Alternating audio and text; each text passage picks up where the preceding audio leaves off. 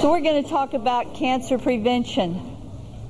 You know, whether you're trying to prevent your body from coming down with something or you're treating cancer, it's the same thing. You want to treat that body with the kind of respect that it needs in order to heal. I have watched amazing healings when the body is given a chance to heal. And on a day-to-day basis, when I'm talking to patients about their chemotherapy and the treatment that they're going to have, often I've been asked, you know, why did the doctor back home, the oncologist, the first thing he did after he introduced himself, say, I only had X amount of time to live. You only have 8 months. You only have 18 months, whatever. Now, I can give you chemotherapy if you want, but I'm just telling you up front that this is all the longer you have. And I thought about that a long time as to why do they do that. And I came up with my conclusion that they don't have any hope.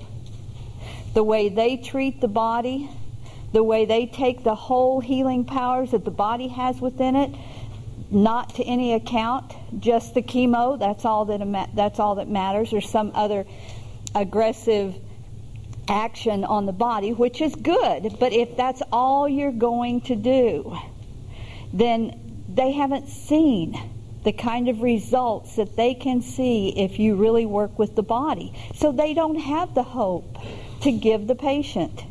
And right up front, they want to wash their hands of your having hope pinned on them. Don't take the hope away.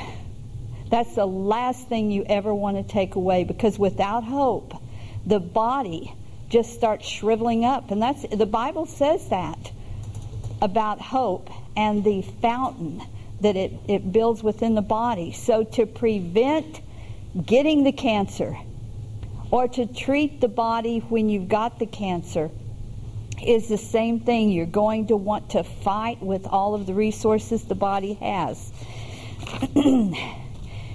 So often we weigh the body down so much that it doesn't have the resources it needs to fight anything, let alone cancer. The immune system is pulled down because you're overloaded. Remember back when you were a kid, you ever get on the teeter-totter? And who really controlled that teeter-totter? The biggest person, the one that weighed the most. So you go weighing your body down with stress, with toxins, lack of sleep, lack of exercise, worry, fear, all of the things that pull the body down, including the immune system. And so you're weighed down. Balance it out. Let the weight be on the other side. That you're exercising your body, that you're eating good, healthy, wholesome foods, you're getting rest, and you're getting enough fluids to flush out the toxins that some of them we cannot even help being around, and give your body a chance to fight and beat whatever it's up against.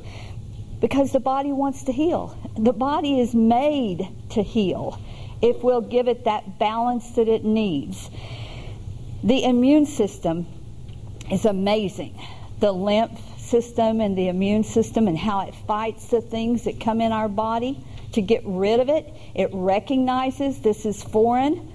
This does not belong. And even as we were talking earlier about the immune system recognizing that is cancer, that cell is irregular, it's a mutation, get it out of here. When I first read the word apoptosis, I pronounced it apoptosis. I thought, oh, that is really cool. You know, pop, and it just is out. It's destructed, and the immune system just goes and gobbles it up and gets rid of it. And the extremes that we put our bodies through here in the United States, we seem to have some major extremes. You know, no fat. You know, that's one of the fads. Don't eat any fat at all. So here our marketplace starts getting all of the no-fat foods. And it says, jelly beans, no fat. Yeah, right. Well, they never did have fat. But they really keyed in on this no-fat diet. But, hey, the body needs fat. Now, the body doesn't need a double cheese mac or whatever you've got that's drenched in animal fat. It doesn't need that, but it needs good healthy fat. Butter is better than any of the other margarines that you could slather on your toast.